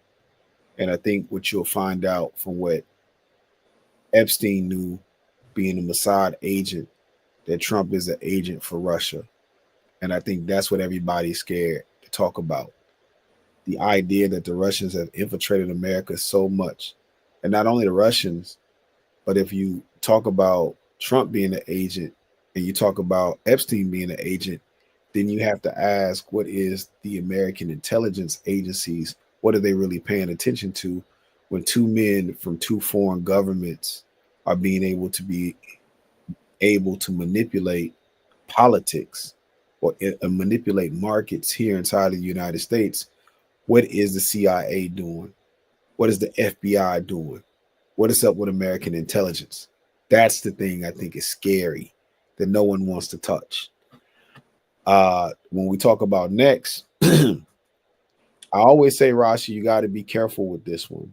Hey, Brother Barry, can I interject something on that, please? Yes, sir. Go ahead. Um, let's keep in mind who's in charge of the intelligence agencies. Mm-hmm. Tulsi Gabbard. Mm-hmm. You're talking about the control of And what was she? Tito Mussolini And what by was she? Russia. El Taco goes by a bunch of them. But let's keep in mind that Tulsi Gabbard was a known Russian asset. Okay. Known Russian asset. Yeah. Is in charge of all of our intelligence Mm-hmm. in this country, which means that gives her privy to intelligence of all Western nations. Mm-hmm. Known Russian asset. Now, of course, a known Russian asset that's in charge of America's intelligence agencies are going to insert other Russian assets. Mm-hmm. When we look at the Pentagon, you got Leaky Pete, your mama call you trash, Hepseth, in the Pentagon. A known white supremacist, a Christian nationalist, even has it tattooed on his body. Mm-hmm. His own pastor is talking about some really crazy stuff. Mm-hmm. These people, if you look at Stephen Miller, a straight up Nazi. When you look at the people, Cash Patel, Mm-hmm. one of the FBI, our domestic intelligence agency, Mm-hmm. all of these people are working for someone else other than the American people. Mm-hmm. So when you talk about what's next, I don't look at it as a political party is what's next. What's next has to be the American people. Yeah.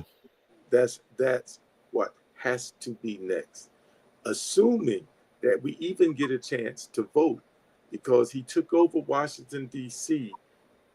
as he tried to take it over on January 6th, because that gives him control. He's sending those guardsmen and active duty troops into those 19 cities. Notice they're all black. Mm-hmm. Well, that's where the vote comes from that changes elections. If you control that, you can control that. At midnight, he can say, when he says stop counting the votes like he did the last time, now he has the means to order the military to stop counting the votes, to do what he tried to do the last time and get the military to go in and confiscate the tallies of the vote and Mm. deliver it to his people. So this thing in DC and what he's doing in these cities, this is so much more than him talking about crime, because if it was about crime, he would more Republican cities have higher crime rates than Right. these cities. And when he talks about the crime rate in DC, let's remember he's only comparing it to three other cities. Right. Only comparing it to three other cities. So all of this is manipulation, disinformation to move us in our minds to think, wow, I saw somebody post, well, what happens if he does clean up DC?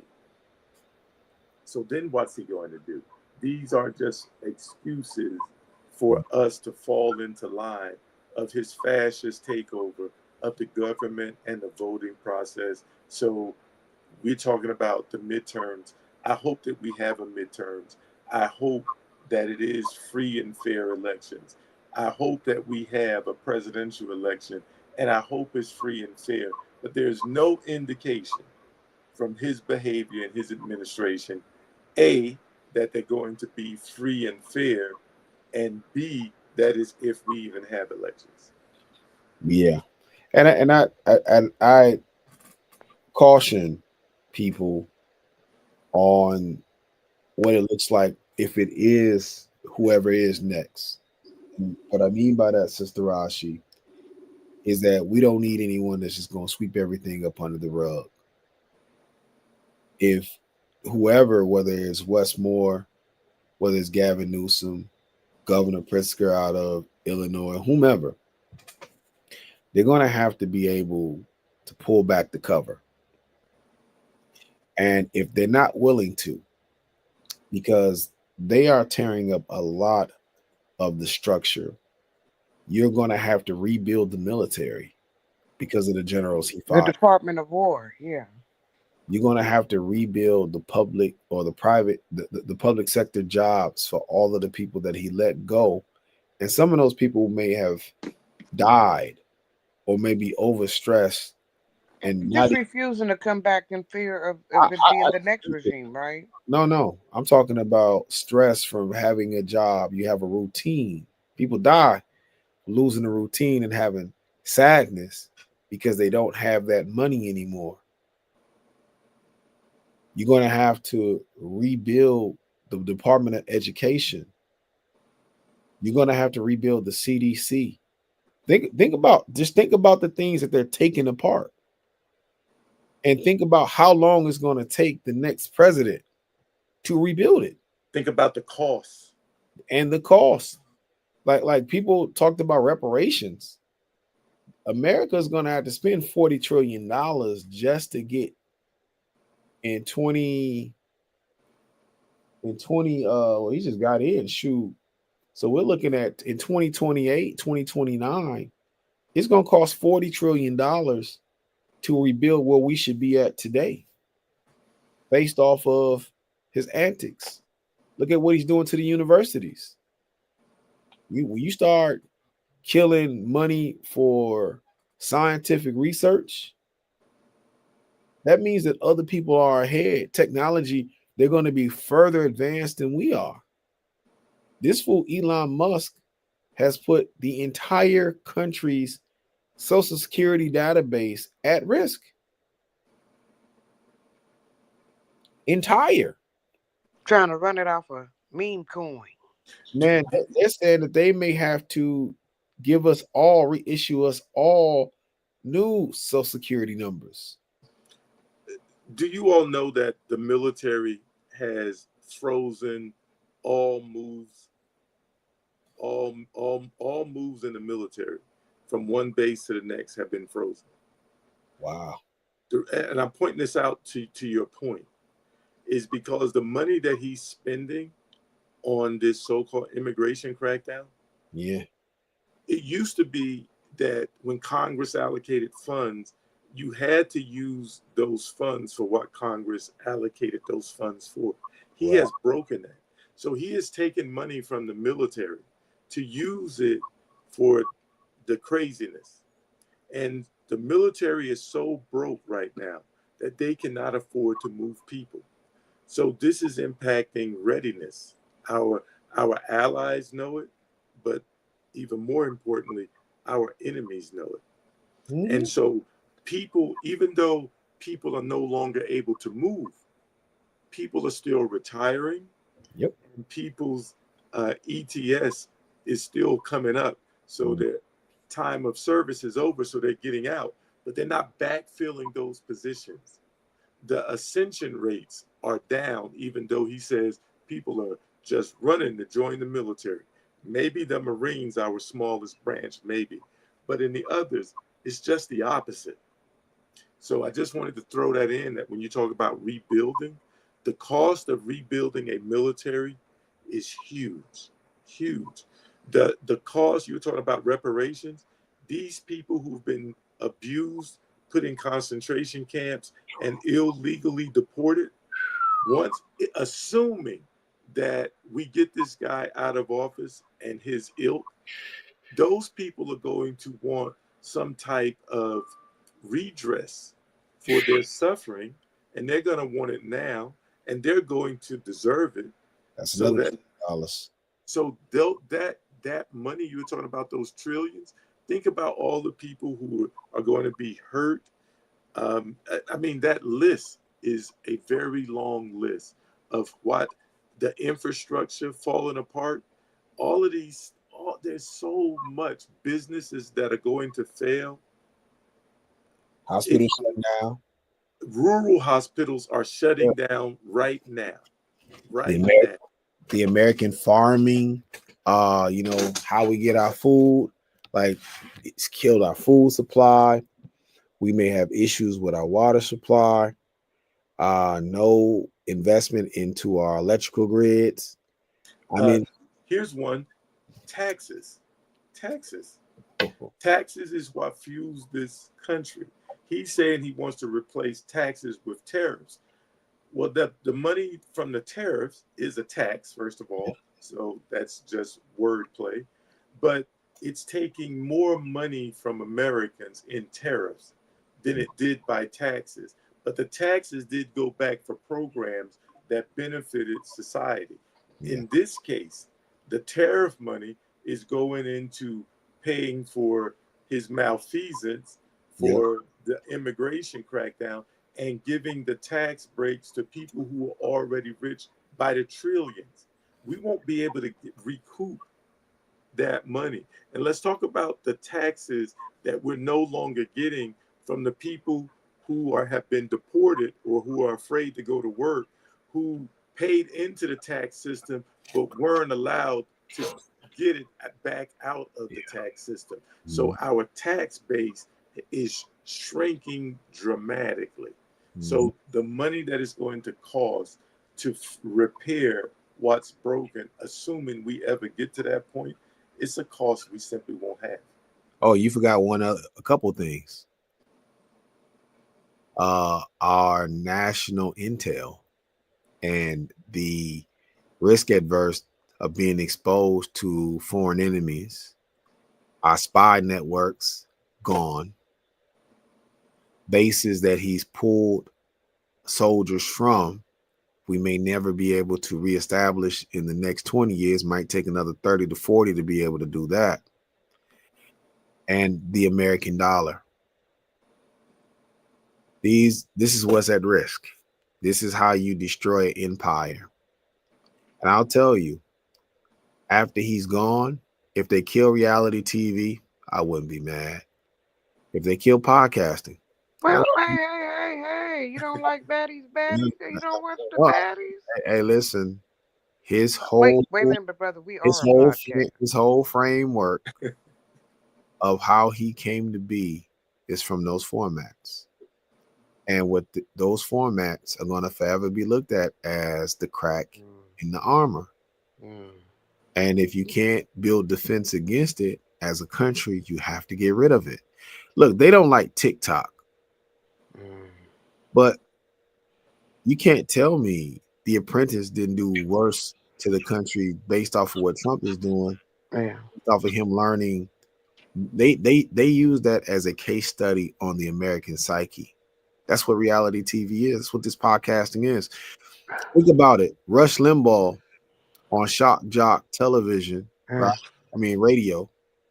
They thought Rush was something, They did him and Howard. but hey, look at how the Joe Rogans of the world. Uh-oh, you said his name. Come on, be careful, bro. You ain't trying to go disappeared now. Hey, listen, man. I'm just saying.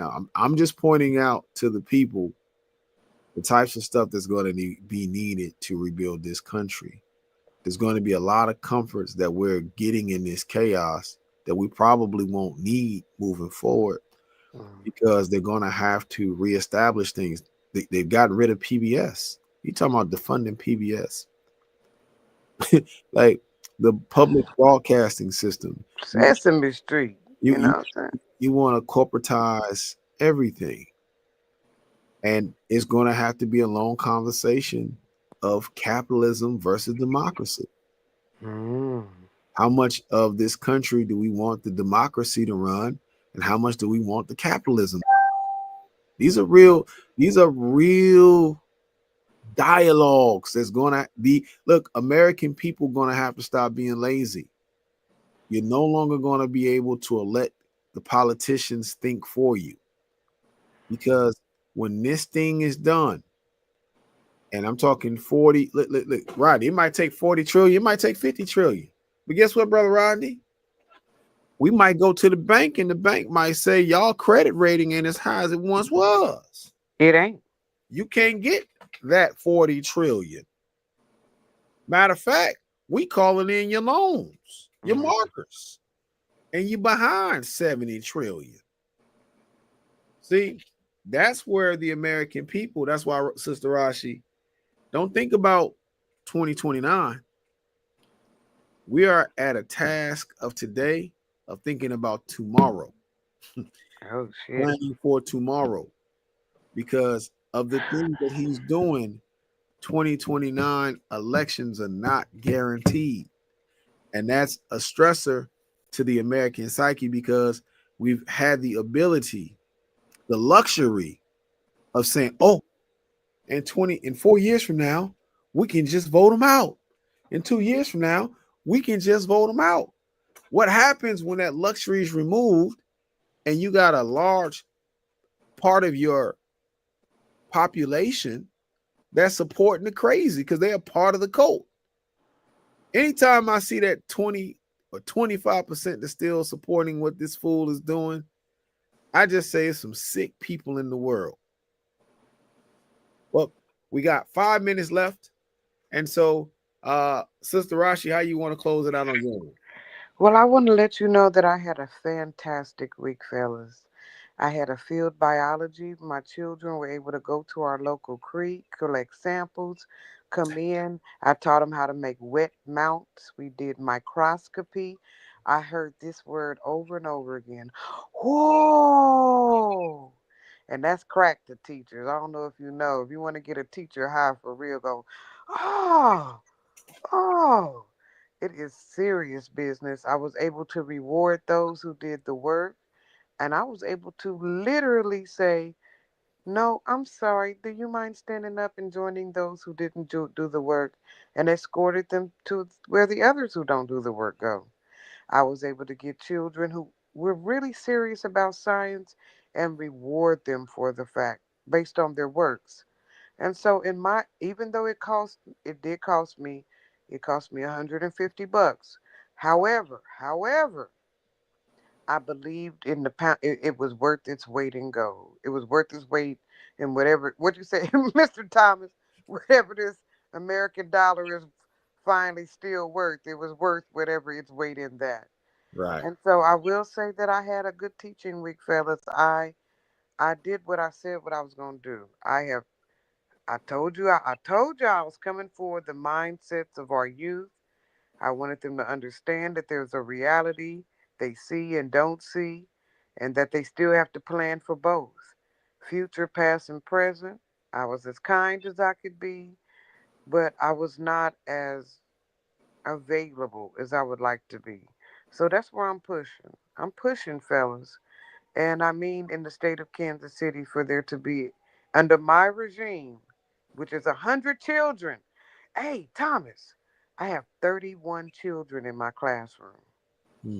Is that legal? I've been there, done that. It ain't supposed to be. It's not legal, is it? It depends on the district, but it shouldn't be legal, no. That shouldn't be legal because if they get mad, they're gonna beat my anyway. So what? So, but I'm pushing. I got them. Y'all, I'm doing my best, and I intend to have a party in October the 25th. It's the day. Please look at your calendars for October the 25th. I would like to invite Real Radio to my birthday / certification party.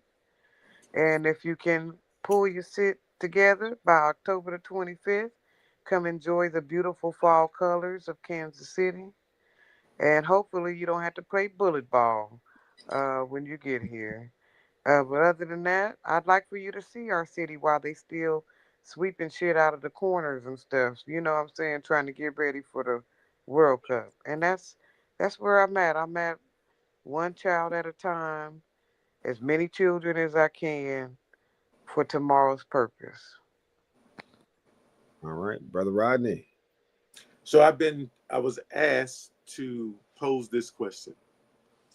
With grocery bills going up, energy prices going up, what are we doing to prepare for when the tariffs really kick in at the end of this quarter?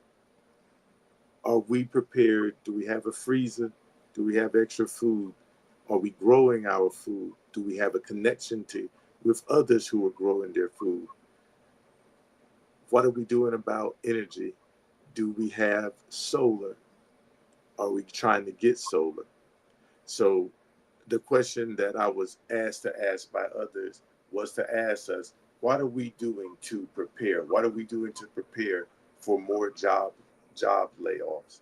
What are we doing to prepare for this country going at war throughout the Caribbean? What are we doing? And are we preparing? Are we prepared? Well, for me, it's pretty simple. Next week is the NAACP Freedom Fund dinner. Can't say gala anymore because of, 501c3 rules or whatever the case may be. Nonprofits have to have dinners. With that being said, I look forward to the community coming out and having a true dialogue about working together.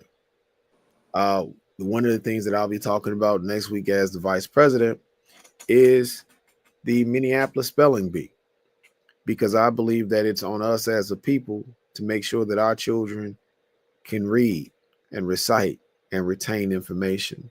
They're our kids.